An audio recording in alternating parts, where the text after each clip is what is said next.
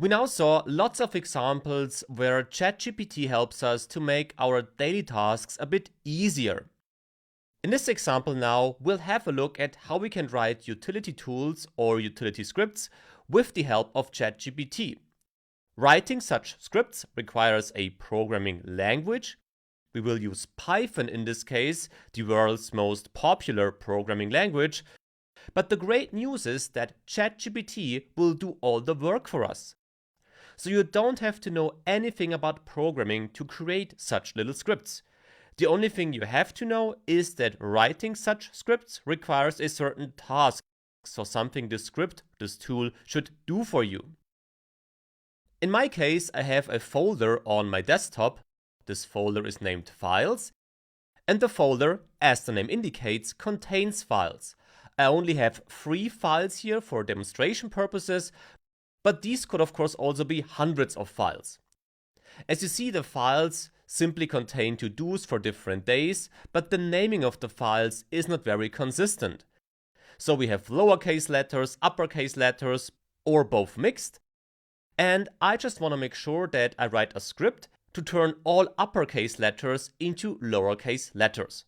Let's see how ChatGPT can help us here.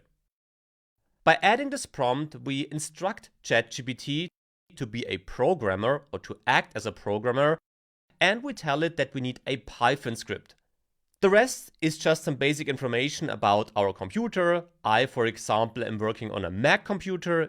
If you're using a Windows computer, for example, you should of course change this. And the rest just describes what I just showed you regarding my folder structure and the goal I have. Let's now see if ChatGPT can come up with a solution that works for non-programmers. So this is the guide ChatGPT came up with. Now let's follow this guide step by step and see if we actually created our first utility script. The first thing to do is we have to install Python. So in case you don't have Python installed, go to python.org and install it there. It's a very straightforward process. In case anything is unclear there, you can simply ask ChatGPT to guide you through the installation. The second step is, as I'm working on a Mac computer, to open the terminal. So we simply have to type command and space to open the Spotlight search, and there we can find the terminal. So let's open the terminal now. So I got my terminal here to the right. In the terminal, we should now create a new Python script. For this, we first have to navigate to the desktop by using the cd command here. So this now simply navigates inside the terminal to our desktop where the project files are and where we will also create our Python file with the code.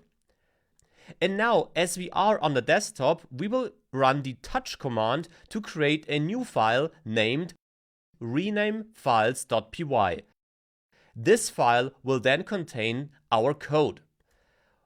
If you ran this command successfully, you should find a new file on your desktop named renamefiles.py.